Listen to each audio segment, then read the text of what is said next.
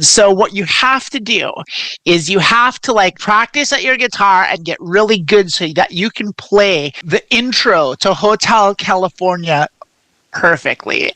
And you go into a music store, and you know how they've got those little rooms that you can try out amps and guitars in? Yeah. You go in one of those rooms and you turn the amp up just loud enough so that it can just be barely audible outside of the room, like not too loud.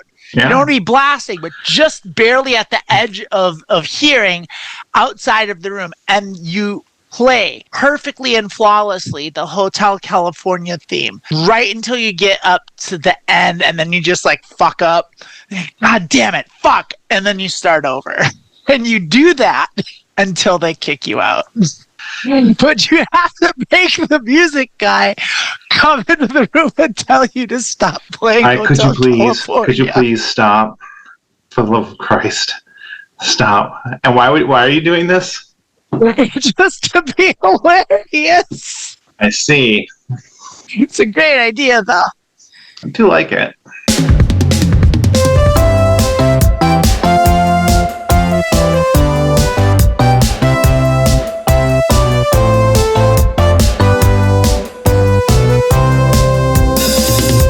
Someone told me, and I think it was you, that you had a bit for this episode. As a matter of fact, I do. And people like, this episode of what? Today. We were just jumping right into bits. I had a cool way of doing the intro, but you didn't. You kind of kept talking when I was going to jump in and do it. But that's cool. That's all right. I was going to say this episode of what? And for people who are listening, it's like this episode of Being Trans with Lilith and Amanda. We're just jumping in, getting started, and Amanda has like a bit that she wants. We're going right into bits. We're not fucking around. I don't know if my bit's ready. You're excited about it, and that's okay. I do have a bit. Yeah, I'm excited about it. This particular bit is called 90210. Okay. And what we're going to do is we're going to find current celebrity gossip.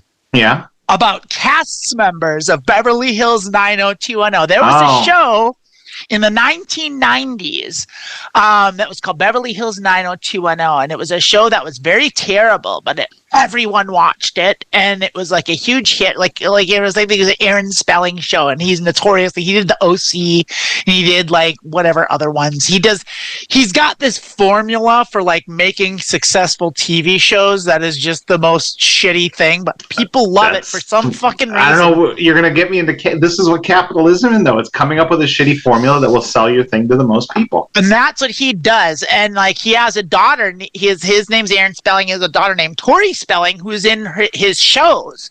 She's an actress, and she's not very good, but she's in some of these. So what I've did is I've compiled I would like to withhold judgment on someone else's talent. I mean, I wouldn't. I never watched 90210. I don't know if she's any good or not. I've seen her work.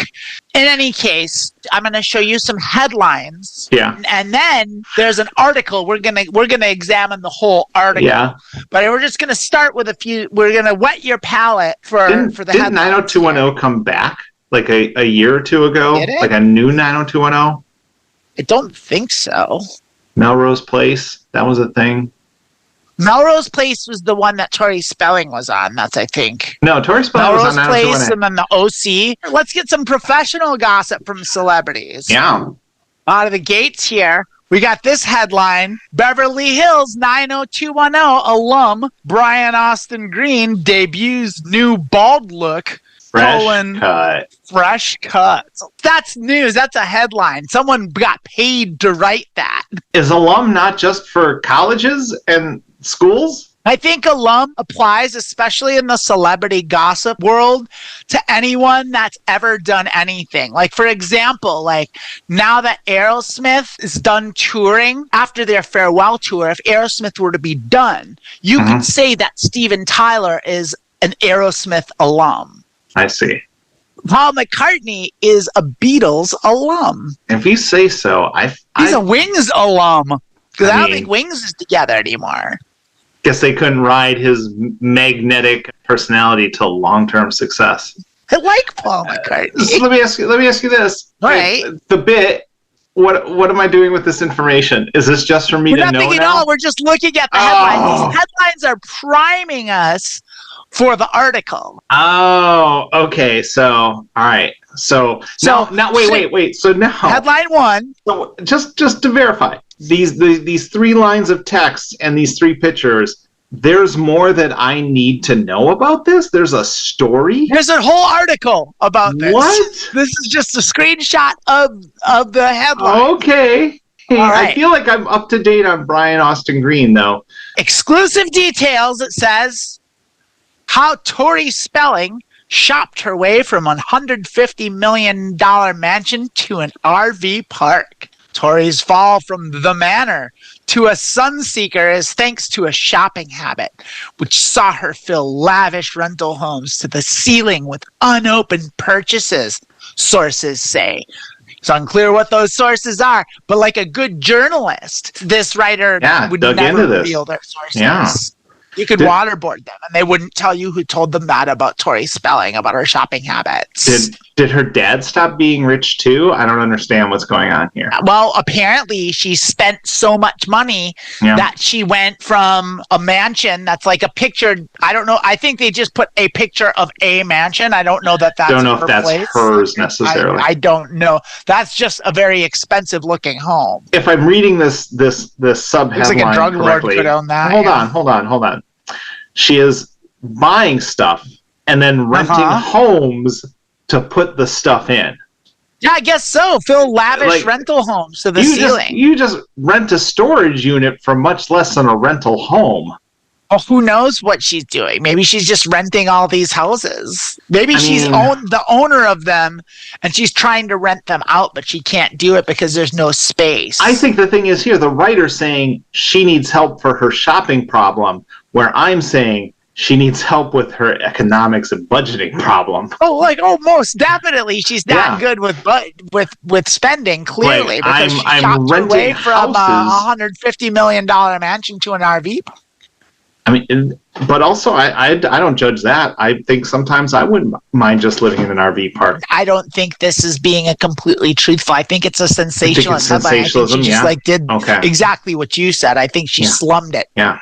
But Candy Spelling turns off comments after backlash over daughter Tori grandkids RV stay. Oh no. So Candy Spelling is Tori Spelling's mother. I assume and she turned off the comments. Not sailing on what? The great writer Riley Cardoza here. This is look at that date. That's August. That's just fresh. Recent. August 20th. That's fresh. And 7:33 a.m.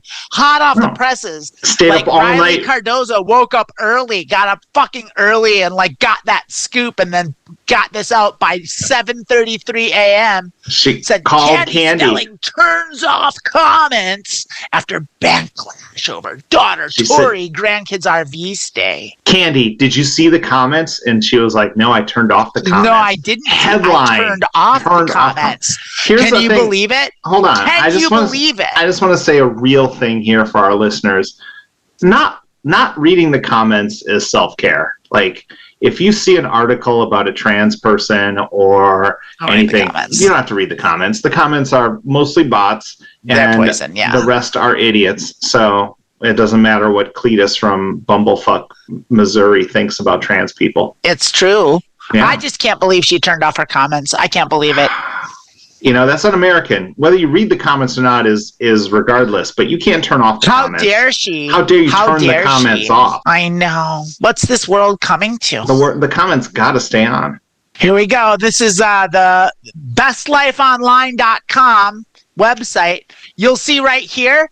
This article has been fact-checked. There's a check mark there that says it's been fact-checked. So we know this is true. So here's the headline. These, quote, Beverly Hills 90210, end quote, stars got into a, quote, fist fight, unquote, on set. Okay. According to this headline, it's unclear whether they were on Beverly Hills 90210 or not. No, they couldn't figure that out. No, the quotes are for it's the name of a show. It's like if you have a book or a movie or a show, you put it in quotes.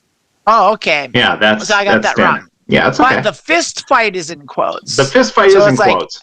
So does that mean it's hyperbole? I mean, I'd have to read the article to find out. Right, we're gonna have to read it. I was like, and so here's like the subheadline: Shannon Doherty and one of her co-stars came to blows when tensions boiled over. Everyone knows Shannon Doherty's a hothead. Of course she punched someone. Of course she did. This is, it's a little older. This is from September 2nd, 2022, but this is by renowned writer Leah Beck. So this is like 2.5 decades after 90210 is off the air. That is correct. Well, I'd say 2. 2. Yeah, 2.5. I don't know when 902. I feel like it ended with the 90s, like 1999 maybe. This is coming out 2+ decades later. Yes, this is coming more than 20 years after the show was over. Okay. This is like getting gossip from the Bush White House. Exactly. We're like, oh no. It's like getting gossip from the Clinton White House. I can't listen to any more Clinton gossip. I'm sorry. I know. Have you heard about that Monica Lewinsky? Like, she's all the rage. Everyone's talking about her on September 2022. Here, you can pledge your support to Monster Energy drinks in Walmart. Folds of honor. Fans tuned in weekly to Beverly Hills 90210 to see what new drama befell the attractive teen characters it followed. But it seems that there was almost as much to gossip about behind the scenes. Tensions among some cast members ran high. Most notably, one of the original stars of the series, Shannon Doherty, who played Brenda Walsh, left the show after season 4 amid issues with the cast and crew. And while there are many stories about what went down on the 90210 set, one situation that sounds like it could have just been a rumor turned out to be completely true. Doherty and one of her co-stars in the series got into an actual fist fight on the set, and other cast members had to step in to keep them apart. Read on to see what happened and what the actors had to say about it years later. Yeah. Oh. Should we read on? I mean, that's up to you. So here we are. Doherty wasn't very popular on the set. It says. That's the caption for this photo that shows Shannon Doherty in the middle. Jason Priestley. I think that's Luke Perry. Jason Priestley and Luke Perry. One of these is Luke Perry. Luke Perry's on the... I don't know who the Jason other Priestley. one is. Jason Priestley. Which one's Luke Perry and which one is the one on the right Luke Perry and the one on the left? Yeah, is the Jason one where you can Priestley? see his tie and everything. That's Luke. That's Jason. That's Jason Priestley, and then the other one is Luke. I miss my boys, my cast members. Yeah. I'm so glad to be finally knowing, because this has been like hanging, for 20 years. It's been on your mind. And I'm so thankful that Leah Beck has finally solved the mystery of what happened on the set of 90210 before season 4. Well, she was chronically late, and I feel like, that is annoying. She had habitual lateness. You know what really gets me? Her lateness was when they show up late for like rehearsal or something, but they have like a Starbucks coffee, and they're just like, "Were you late, or did you make yourself late by stopping for a coffee?" Like, showing up on time is the easiest thing to do. You just have to show up on time. I would say this with regards to Shannon Doherty. Like, I never watched 90210, wasn't really my thing, but I feel like a lot of these shows where you're like in your mid to late 20s and early 30s, but you're playing a high schooler, probably not exactly what you were looking to do with your career. And I feel like, yes, it's success, but it's not on the terms you wanted. And I feel that just shows up some ways, or maybe not, or maybe Shannon Doherty's just a bitch. I don't know. Who knows? I don't know. I thought she was pretty. I mean, there's no arguing that. Executive producer Aaron Spelling added, it wasn't like she ruined the show or anything. That is Tori Spelling's dad. This is the magic formula for shit TV. It wasn't like she ruined the show or anything. It just upset the cast members tremendously. I remember them calling me and saying, "Please, can't you get here on time?" Oh, can you believe it? As for Doherty, she told the magazine, "There are things that I would call expletive, and the lateness charge," quote, it's in brackets, "and the lateness charge is probably one of them. I was late maybe 4 times in 4 years. A bunch of times, other cast members were extremely late. I don't think that lateness had anything to do with it.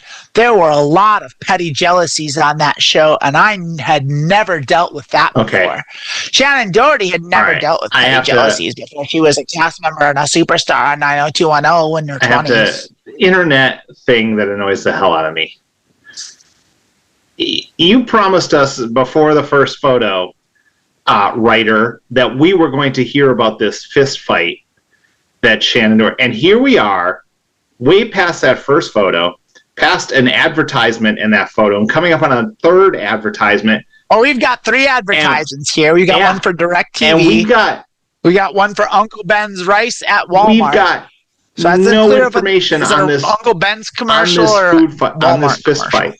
So you told us we'd fight about a fist fight. This lateness wasn't even part of the headline. I'm not reading this to find out about how she was late, or if she was late, or who was late.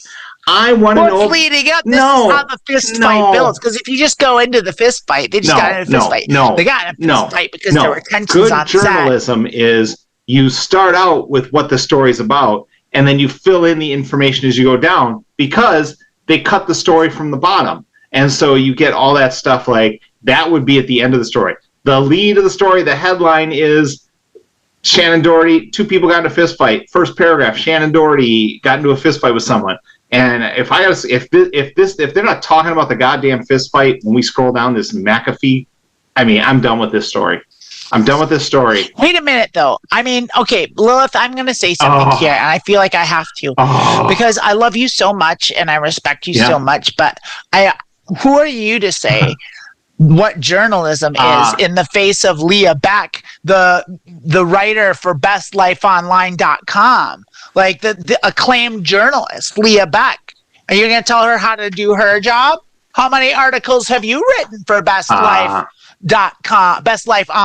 I have a degree in journalism, so I'm trained in the journalistic arts. That's what I've got. I don't have a degree in journalism. I just love celebrity gossip so much. Leah Beck also writes for The Kitchen with no E.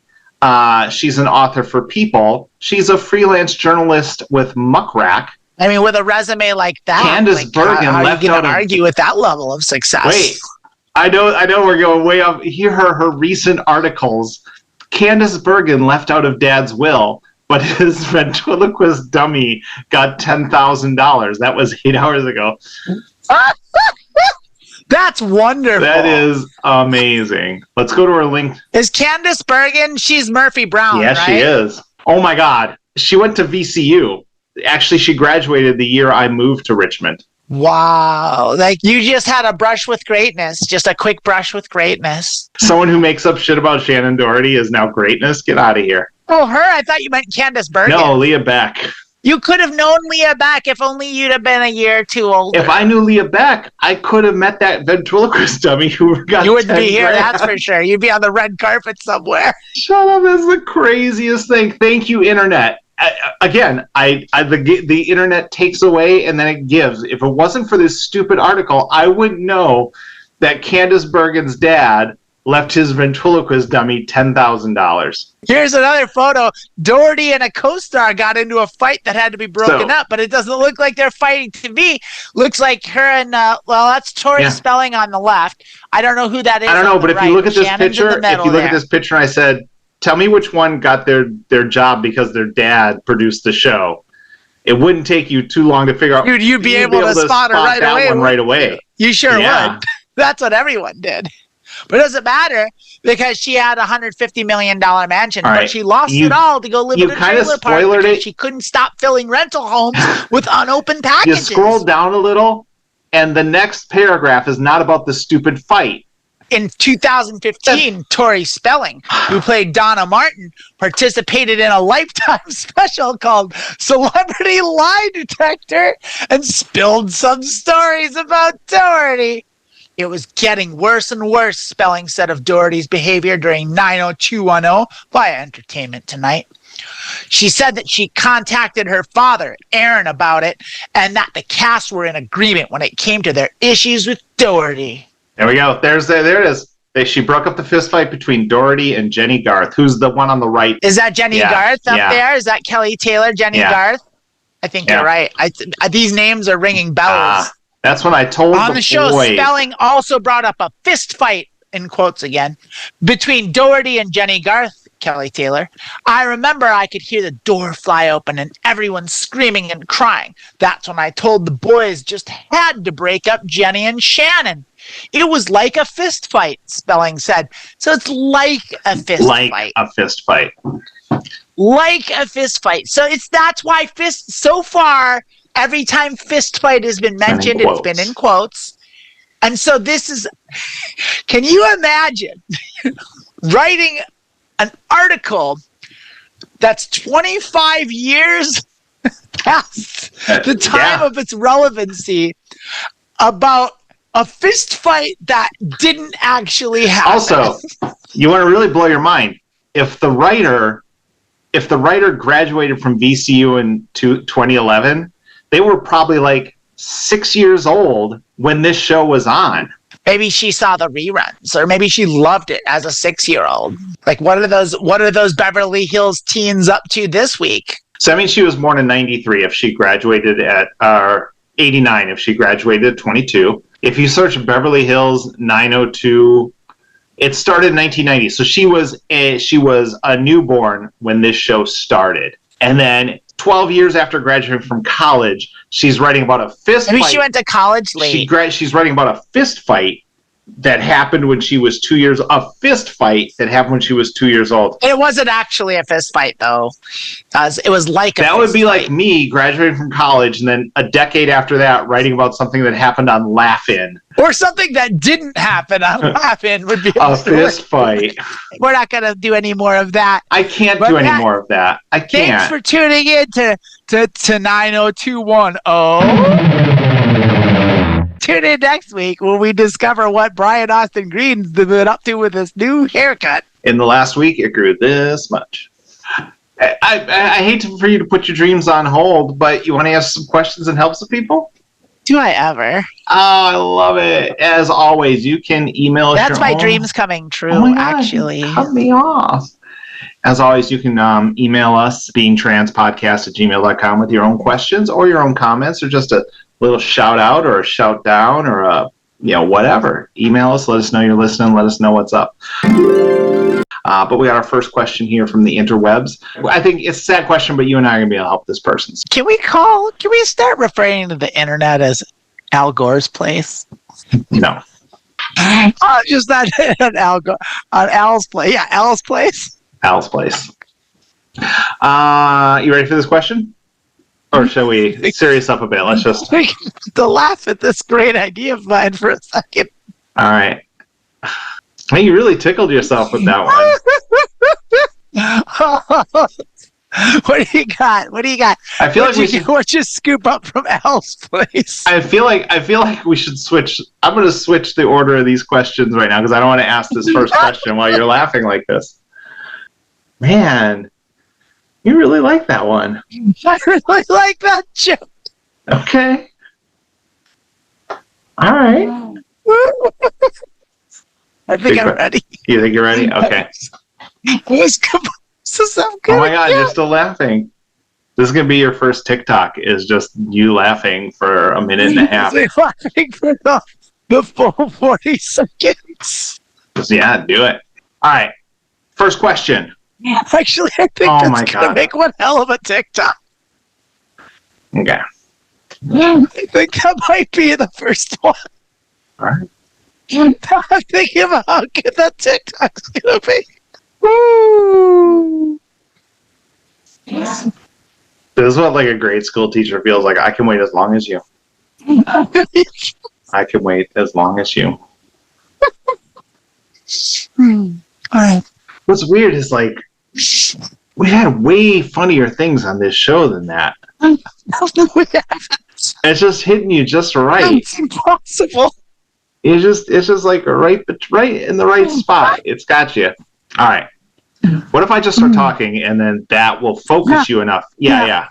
Hey, in what ways? I'm just gonna go. All right. In what ways? So first question: in what ways has transitioning changed you internally, not specifically related to your gender specifically? I was journaling today and was thinking of all the internal changes that have happened since I transitioned. For examples, since transitioning, I have developed an unshakable confidence, learned and developed a resilience I never thought possible, learned how to forgive and let go, learned new healthy ways of coping. Just to name a few. So often we focus on the specifics of transition as it relates to our gender, but I think it's equally interesting and exciting to think of other ways transition has changed us. So to those of us that have been able to transition, in what way has it changed you, not specifically related to your gender? That's a good question.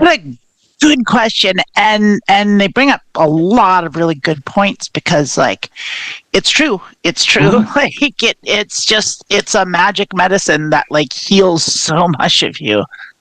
I think a lot of times, like they said, that people get so wrapped up and because how do you not? It's such a big deal about like the physical aspect or like getting that, but like that freeing of your soul just solves so many problems. Like when I've heard it described before by other transgender people that one of the phenomenons of starting HRT is like a fog lifts.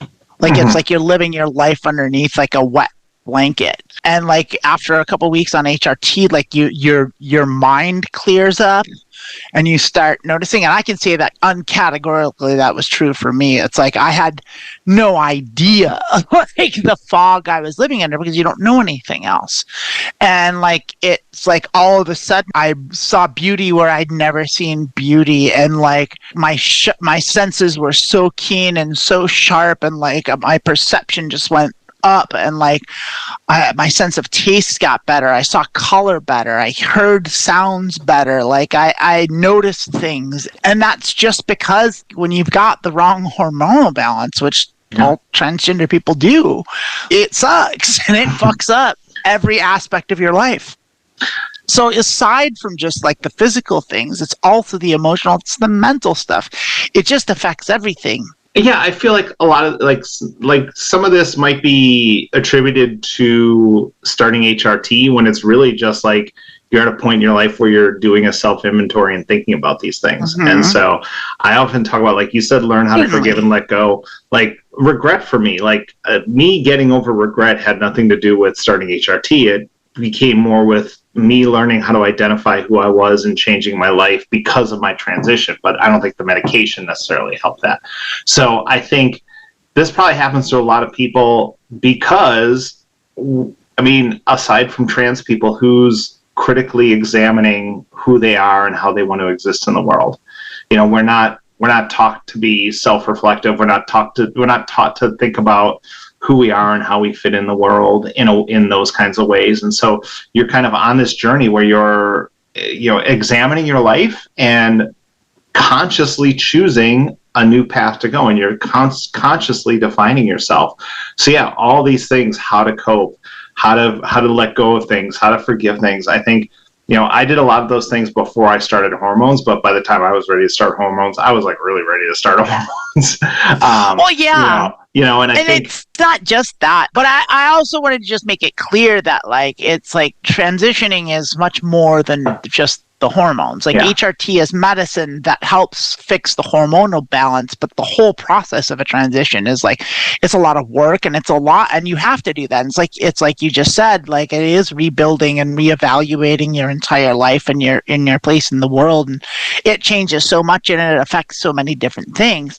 But so it's not just the HRT, but like with HRT, like and with transitioning, like it's such an impactful, overwhelming, all-encompassing thing that it's impossible to separate the wheat from the chaff in a lot of ways, or detangle the roots or the spaghetti, because like you can say, well, the HRT did this, or I was at a place in my life where this happened, or whatever it was, because of a developmental thing, but like they're all related and they're all intertwined so much that it really doesn't matter what was the cause of it or what was the specific thing. And I just wanted to make that point because I think a lot of people get wrapped up in those things, and I don't want to do that. I just also want to make sure like people didn't think like if they weren't starting medication that they couldn't do these things. I think the one thing that really, if but it helps. Like, it does help. It does help clear that mind fog. I would say one thing that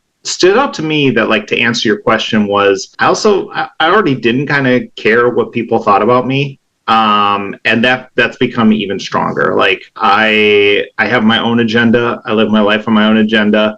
I don't really give a shit about what people think about me, which is necessary in this day and age. I think if you're going to be trans, is you have to be solid in who you are and happy with yourself. I'd make an addendum to that too, because I don't think that, like, it's not that you don't care about what people think, it's you don't care about what certain people think. Okay, because definitely, like, you can't take that out of the room. We all care what people think. Like, that's like everything. You're not just going through life just like pissing on every relationship, every person, or estranging yourself from other people. There's no way that's possible, even if that's a narrow spectrum. You know, we talked about the comments earlier. Like, I've done stuff where someone said something online and I let it bother me all day, and it's just like, none of that stuff scares me. Like, I understand, like, you know what, people hate trans people. Cool, good for you. If you want to go through your life hating people, that's on you. That's not on me. I'll bet. I mean, Candy Spelling cared so much about what they were saying about her daughter that she turned off her messages. She turned off her messages. But I would say, you know, that confidence, I think that comes from, you know, Amanda always says the only way to be confident is to act confident, and then you'll get confident. And part of that is like, you start your transition and you're confident because for the first time in your life, you're not trying to be someone else, you know, so that confidence comes with that. And that's just confidence begets more confidence. So many problems. Yeah. Like the neurosis that comes from being in the closet and trying to uphold an identity that isn't authentic is just like, it's just a hotbed. It's a petri dish for, like, just every neurosis, every psychological issue, every emotional problem under the sun. It's a lot of the reason why a lot of trans people are just so fucked up. It's just like, it's a rough total hole. It's a rough total hole, or was that the word? That phrase didn't sound right. That's a tough road to hoe. Toe to hoe. Row to hoe. Road to toe. Just keep going.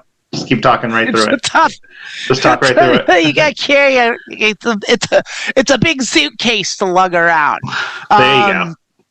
Yeah, that's it. You got to carry that. Yeah. You can carry that weight, like Paul McCartney said. Yeah. I also think it's helpful, like journaling. Like, I don't journal as much as I used to, but before I started transition, but when I went through, like, a divorce after being married for a long period of time, like, having that space where I can hold, I would basically write, you know, what I accomplished that day, what I was thankful for, what I wanted to do with my life now that I was at this place where, like, my whole life was in front of me and I had unlimited opportunity to choose where I wanted to go.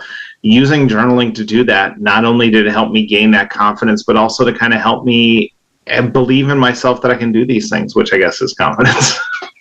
But, well, yeah, it is, but, you know, like, it gets you. I think journaling is great when you have those things, those nagging things that you can address those while journaling. Those nagging things in the back of your mind that have you, you know, self-doubt and fears, and you can address those in journaling and really kind of talk about what it is you want and what you want your life to be. I'll tell you another thing about journaling now that you mention it, because I when I first started transitioning, I kept an audio journal. Yeah. And I did that intentionally for a couple reasons. And one, because, like you said, it's therapeutic and it helps you and it builds your confidence and all that stuff. But another reason, which I do strongly recommend if you've got the means to do this, is because it helped me practice my voice. Yeah. And so that gave me a time to just talk and work on new things and just do that. And so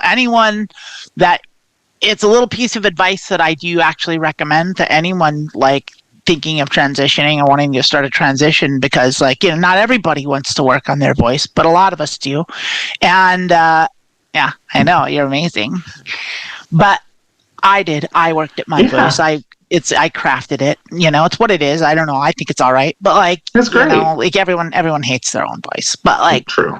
But, like, it was because I did that in part. And also I have like an audio record of like the first 6 months of my transition, which is not something that everyone gets. I haven't actually listened to them ever.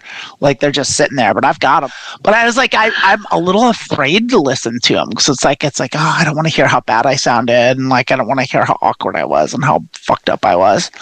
Like, but then there's a part of me that like wants to do that. But you've gotten past that. So think of it more as I know, but it's still, it might, it's like opening a wound kind of, it's like, we'll see, we'll see. You can always come if you get a boo-boo. I'll kiss it and make it better. Yeah, you can always reach out to me. I'm happy to help. But yeah, I'm so like, this is I love this. I think people who are early in their transition or are worried about transitioning, it's great to hear from people. It's just like what we always say, like, you're on the first step of an amazing journey. You're going to change so much. You're going to define yourself. You're going to get rid of all those things that you're doing because you're trying to fit in or you're trying not to be who you are. And it's going to be like dropping a heavy load that you've been carrying your whole life. And amazing question and amazing things to think about. And I think one thing is if you are transitioning and you feel like you're stuck, and I see that a lot, people like, I've been on HRT for 6 months and it doesn't feel like anything. Like, it doesn't feel like anything because you're not noticing the incremental changes. Like, really just stop and take inventory of like how much you've changed and think about that. And I've heard that too. I've heard more than a few people say things like that, and that boggles my mind because I thought that for 6 months, like, so much changed. Yeah, it's like I don't know how anyone could not notice that. But I suppose it doesn't affect everyone differently. Right? First of all, it affects everyone different, and that thing we always talk about was like, get that picture out of your mind, that expectations that you're going to turn into something. And so it might be a case if you're looking in the mirror every day. And it might be a case where you might not be out to everyone. So if you're taking hormones for 6 months, but you're still boy moding or whatever you want to call it, you might not see those changes in the mirror. But you might also feel slows it down. You also might feel it in your skin. Yeah. Like your skin is going to be softer. And no, your face shape is not going to change in 6 months. That's Mine did. Mine did for sure. Oh my God, why do you do this to me? Because it's what you said an absolute and it's not true. I would say like here's the thing. It's like after when I first started taking it, I started like a week later, I was like, I think my lips are changing. All right. You don't notice it.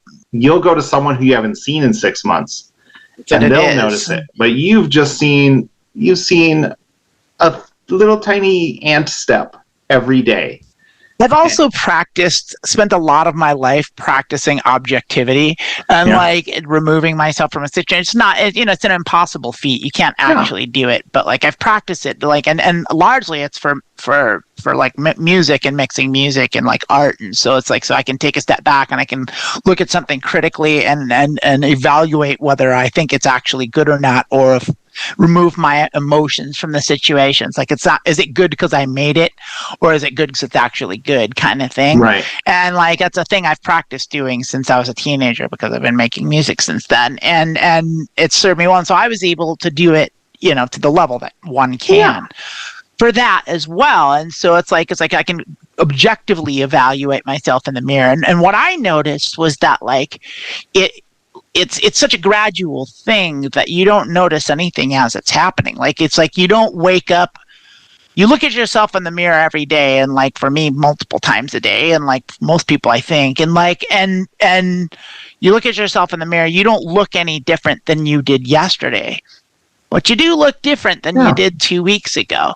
And like, or 3 weeks ago or 6 weeks ago. And that is a wild trip. Like when that happens, it's like, cause you can't, and for me, it was really hard to pinpoint what it was, but it's like now, like if I look back at like an old picture and I see what I looked like pre-transition, it's like, I remember, like I remember myself and I remember being that person, but it's so dramatically different. Well, I think the thing is we also live in an age where you can do stuff like, you can take your picture every morning at 8:00 in the same place in your house. And then in 6 months, you can put them all together in a video and watch them change and just have it a second and watch it. And when I first started, I took them every Tuesday. I took a photo, and that lasted like a month and a half, and then I was just like, I don't have the discipline to do anything regularly. It's hard enough for me to take my medicine. Do anything. Like literally, am just a shambling mound. I had to remember to take my meds today. I had to remind you.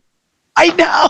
But yeah, like it's like the most important thing in the world to me, and I still forget. It's okay.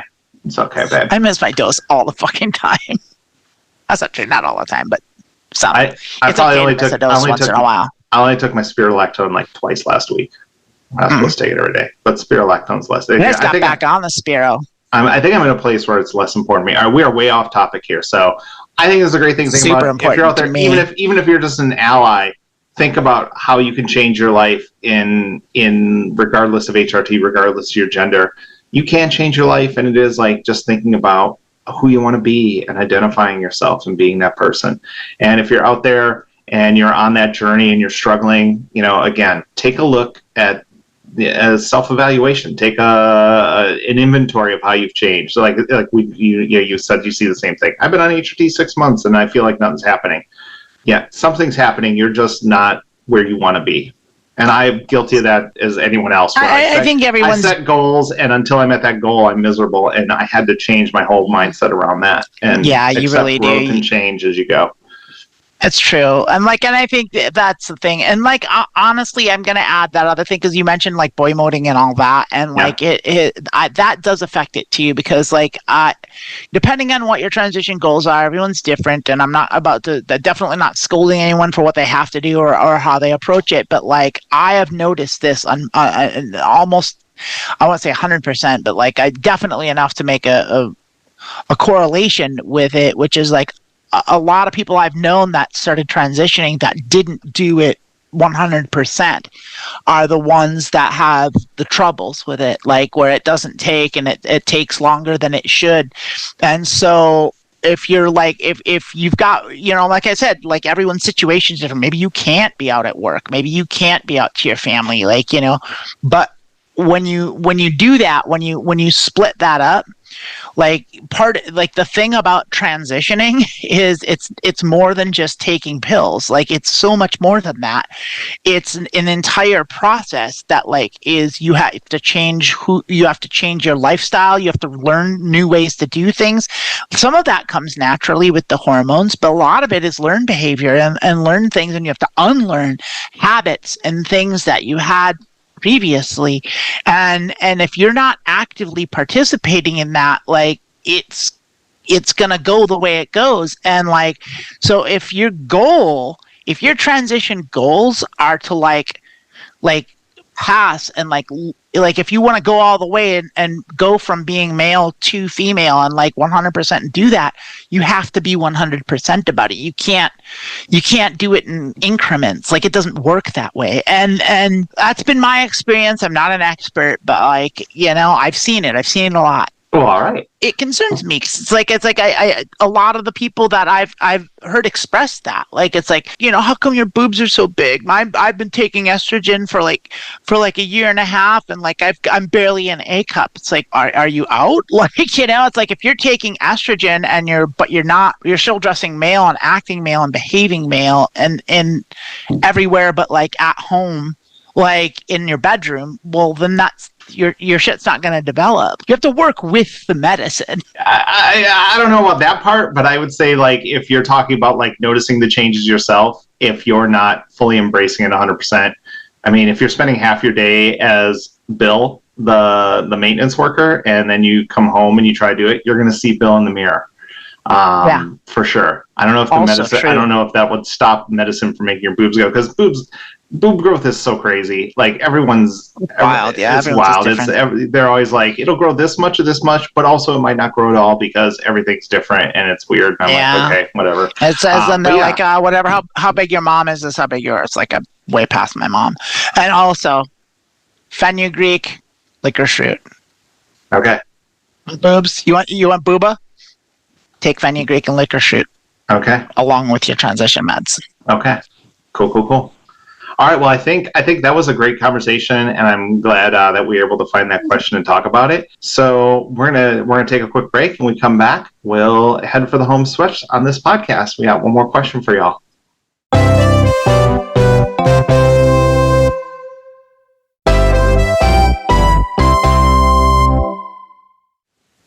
Meme Diver. That's right, ladies and gentlemen and friends beyond the binary. This is Meme Diver. This is the segment where Lilith and I show you memes and we rate them and appraise them with Elon Musk fun bucks and Zucker coins, and then we post them on our website, legitnft.horse, where you can purchase these memes as NFTs for the low price of what we appraise them as, and they're guaranteed to go up in value. Not guaranteed. Guaranteed to go up, and 100% guaranteed. That's a 100% guarantee. No chance they're going down. You're going to get these memes for, I think they start around $4,000, but that's nothing. That's getting a bargain for an NFT. Guarantee, NFTs not guaranteed. Valuable. We gotta make a shirt that just says "Guarantee, not guaranteed." Well, we gotta make a lot of shirts. All right, diving into memes.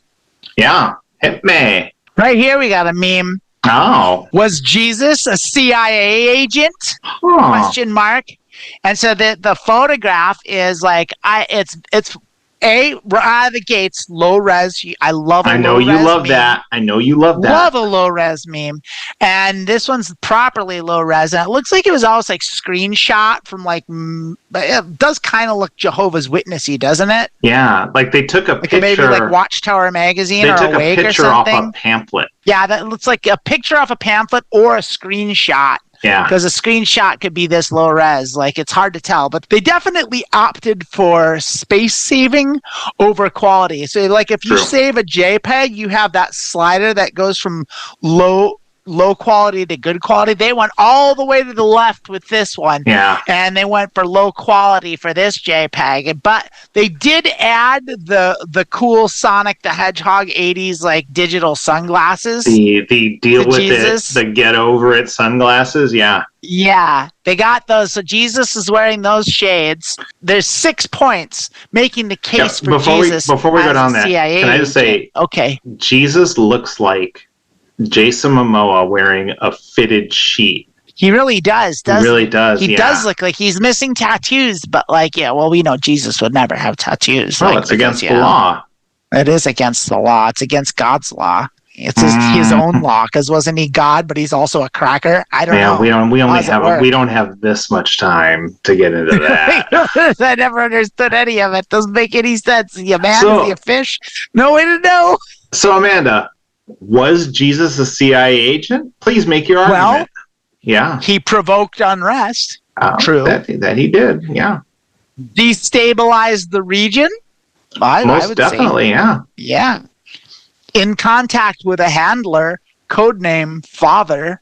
Oh, well, the pieces are coming together. Now we're getting into it, aren't we? Called for an airdrop of loaves and fishes. I mean, yeah. Faked his own death. I mean, Andy Kaufman did that too. I don't know if Andy Kaufman's a CIA agent, but legit. Well, so did Jim Morrison. Yeah. And Elvis Presley. Yeah. On a good authority, Jim Morrison's still alive and working on a farm in Oregon. Hey, Elvis Presley, faked his own death so he could work at Burger King. Who knows? Exactly. He did that. Oh, we call this one the BK broiler. I'm very proud of it. Thank you very much. These are second best fries in any fast food establishment. Thank you very much. Burger King fries are ass. My Elvis has run dry. Yeah, you've run out of Elvis juice.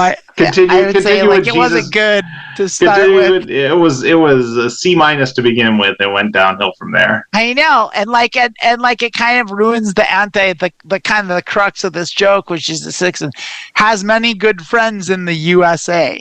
I mean, I'll be super honest with you. I don't think Jesus has many friends in the USA. I think people think they're friends with Jesus. I think Jesus has a lot more followers than friends. Oh, wow. Amanda with the social meds. In the USA and the social meds. I mean, there's a meme. What are you going to do? I don't think Jesus would consider. I would say pretty much anyone who's a citizen of the United States, if there's a hell, is probably going to hell. Well, I'll tell you. That's just I don't think that's true. Oh, yeah. Oh, yeah. Well, I mean, why would you say that? There's no good people in the United States? Not biblically good. No? Nah. Is there? Does that exist anywhere? What's the criteria for getting into heaven? I mean, it depends on what Christian you ask. Some of them are going to hell. Well, I mean, every Christian I know, if they bake a cake for a wedding, they're going to hell. So who knows? Well, that's true, but I mean, like my understanding also is like kind of the thing about Christianity is as long as you believe in Jesus, it doesn't matter. He died for your sins, so like everyone's getting into heaven. That's Protestants. That's the whole thing. That's what Catholics believe, though. Oh, no, it's very much Catholic. That's more Catholic than anything. But they're very much there's nothing you can do. Oh no, you have to give the money too. Yeah, you have to give the money. You have to give money. They're doing the money sign. Money. Yeah, it costs money to get into heaven. That idea that you just have to believe that Jesus died for your sins, that's the most American made-up bullshit to justify being the world's biggest asshole that country ever all came Christianity up with. is made-up bullshit. But they took it to the next level, and they were just like, oh, you do whatever the fuck you want, as long as you believe that Jesus died for your sins, it's all good.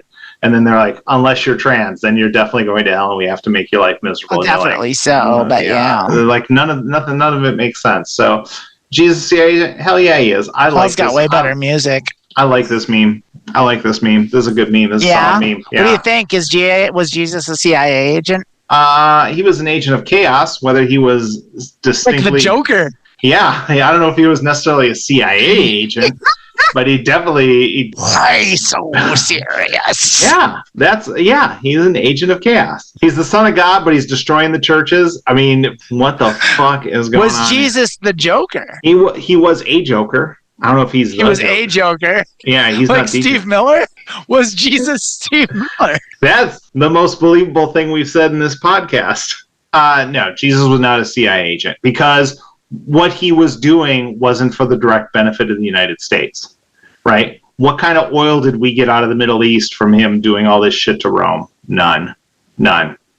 Plus, he didn't install. He might have caused unrest and he might have destabilized the region, but he didn't help install a puppet dictator for us to control. But that's the thing, though. It's like CIA is not one person doesn't do it all. It's compartmentalized. So it's like his duty for the CIA may just have been to destabilize the region, and then they bring the jackals in to do the rest. Then it was a failed mission because we didn't install a leader of our choosing. Matter of fact, Pontius Pilate was still in charge when he faked his death. I don't know. Like I feel like are you going to say something Julius Caesar in there is pretty American? Is Julius Caesar, was he right around Jesus time? Yeah, that was the exact time, yes. Okay, if you say so. I don't know. I do know. That was then you zero. Like, no, that's 100% Julius.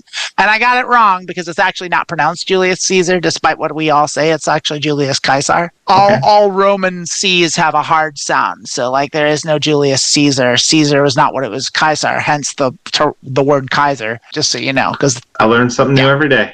So Julius Caesar was definitely the same time as supposed Jesus. But I mean, there's zero evidence that Jesus existed, despite the fact that there is evidence for Mark Antony, Julius Caesar, Cleopatra, and even Pontius Pilate. But there's nothing about Jesus. There's nothing. And there were several notable historians and scholars in the Mediterranean at that time. And just, it seems super weird that none of them would have wrote about a guy that now I would have to brought say this, people to life and walked on water and did all this stuff. If there's no evidence that he existed, then he probably was a CIA agent.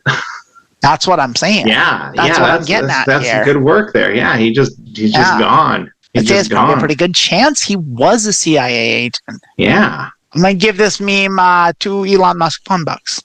Yeah. I'm going to go 3 in a Zucker coin just because it made me laugh when I saw it.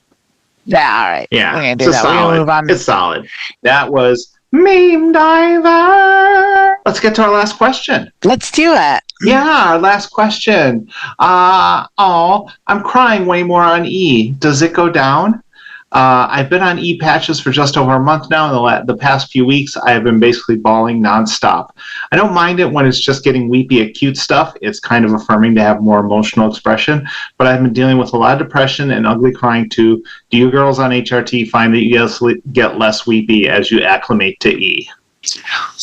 Yes and no. Definitely less than that first, that 3-month period. Yeah, if you've been doing it for a month, you just ran into... You're on your period. Yeah. That's what just happened to you, by the way, and that is That's what happens right then. So that does. So funny thing about that is it happens about once every 28 days. Once every 4 weeks or so, you have those bouts, and it varies from person to person, as all periods do, because deep and cis women, like, you know, some get periods way worse than others, and it's the same for trans women. Like, I don't get them very bad at all, but I get them. And you notice things, you know, like that, like where it's like I am more sensitive. And so most of the time it's not like that, but that time rolls around, and like it's real easy to set things off. And also, like, the estrogen does like enable the crying. Also, the fact that you're out and you're allowing yourself to do it, because a lot of like being in the closet is like hiding your identity, and like part of maintaining the ruse of being a masculine person is to not cry, and so you intentionally hold that back. So it's like, you've opened the floodgates and it's coming out. Like, all that pent up shit is coming out, and there's a lot to cry about that first month. Like, the whole life up to that point, like, you know, you wrestle with all the things you missed and all the regrets that you have. And so I think it does calm down after everything calms down. But you're a month in, the next 11 months are going to be quite a ride. Yeah, like, I would say it's the one thing I think talking to people is almost that first one, a month in, 3 weeks, 4 weeks into starting estrogen, especially like a lot, like I told you several times, like, my doctor never mentioned it. The doctors all want to talk about boobs. No one never mentions it. No one ever says a fucking thing of fuck all about it. It hit me like a ton of bricks, and I legit reached out to my therapist and was like, I have to have an emergency. I don't know what the fuck is going on. It took me 2 years to figure it out. So I talked to my therapist, and basically here's what happened. So and you can do this too, just pay attention. And I paid attention the next month and was like having some feelings like, hey, it's your period. You're letting things get to you, calm down. And it was fine. And then the third month, I had totally forgotten about it, because that's how I live my life. I forget about healthy habits. And I had a meltdown. And I texted a friend of mine, and she was like, is it your period time? And I was like, oh fuck, you're so smart. Obviously it's obvious when you're crying, that emotional, like, oh man, it's been a month already. But I also noticed, like, going through my phone, there was this hookup guy, and not often, but I noticed that, like, that same week, for like 4 straight months, like the first week of the month, like almost the exact same day, I had texted that guy. We didn't hook up any of those times, but I was like, hey, what's up? And so, like, I noticed that it's not just that week that you're crying. Like, you're constantly in flux, and you'll go through times where, you know, you'll have a week where I always say, like, I'm super in tune with everything. Like, when you hit me when I'm in my in tune week, that's you ask me questions, come to me for guidance, like, that when I'm in that week, like, I'm unstoppable. And then there is, like I said, that week where, like, I noticed I was texting that hookup guy, and it's like, you have that week where you're just totally want to fuck and whatever, and you have that time where you're like, you're an emotional mess, and like things will set you off, and like, it's about being in tune. Your body's changing, you're changing, everything about you, and being in tune with the new you. And so I think it goes down more because if you can be in tune with that and be aware of what's going on, that's been my experience. Now, everyone's different. You know, we all know when we were growing up, women who were on their period, you just didn't talk to them for that time. Like, maybe you are one of those people, and there's nothing you can do about it. But I think it all starts with having awareness, and maybe there's things you can do about it. 3.5, 4 weeks from now, if you notice yourself crying over something that maybe would have made you cry in the past, just, hey, you know what? That's my hormones. I'm here. Exactly. Like, how can I get this under control? You know? And it and how can I prepare for it? It sounds stupid, but it did help me to realize, take a deep breath and be like, the world's not falling apart. I'm just having a hormone spell right now, and I'll be all right. That's fine. And then you can embrace it, and that actually feels good. But when you don't know what it is, it's like it makes you feel crazy. Yeah, you're just like, what? Yeah. That's all right. I think the other thing you said, it does feel nice. I really learned to embrace, like, if I felt like I was going to cry, I just cry and let it happen, and it feels good just to let it out. Too. Yeah, just like let it out. But I mean, that's the other thing is you are in the very, very beginning stages of HRT, and your hormonal balance, which has been what it has been for your whole life, is now shifting, and it's radically shifting the other direction, and that's no small thing. Like that's gonna fuck you up. It's gonna make your body do weird stuff. It's gonna make your emotions you're gonna be a flurry, and it takes a while. Like the hormonal balance shifts. Like I think the actual shift happens like right at that time, like right about that 3-4 week part. But like it takes a long time for the rest of you to catch up. Your body's not used to those hormones, and your body's reacting in a crazy way to a crazy experience, and it's perfectly normal, like, for that to happen. But like I say, like, it's gonna be a rough ride for the next year. Like, it's a wonderful, amazing year where a lot of incredible things happen, and some of the best times of your life are going to be had in this year, but also some of the hardest things. It's also probably going to be the hardest year you've ever had. Like, it's just, that's how it goes. Yeah. That is the price we pay, like, for going through this incredible, mind-blowing process of transitioning. And it is incredible, and it is mind-blowing. And like, you get through that year, and like, it's like, you look back like, oh, and I would say, I think, like, I cried more in like those first 60 days on E than I did in like the previous 30 years of my life. Absolutely. And even further than that. And you're just changing and getting used to it, but you're changing and you're developing into the person you want to be. So don't freak out. You're good. That's natural. You're all right. You're doing build great. That awareness. That's perfectly normal. Yeah. Build that awareness that, like, if you want to cry, you can cry. If you feel like you're overwhelmed and freaking out, just take a few deep breaths and realize that, you got this under control. You can do this. You can. Yeah. You're good. Yeah, you're great. We're all You're great. doing awesome. You're doing awesome over there. You're doing terrific, let me tell you. Oh, I'm so happy we got to help some people today. Me too. Yeah. If you have questions of your own, or if you want to tell us we're doing great, or you want to tell us that we suck, hey, we're not above that either. It's BeingTransPodcast@gmail.com. Drop us a line.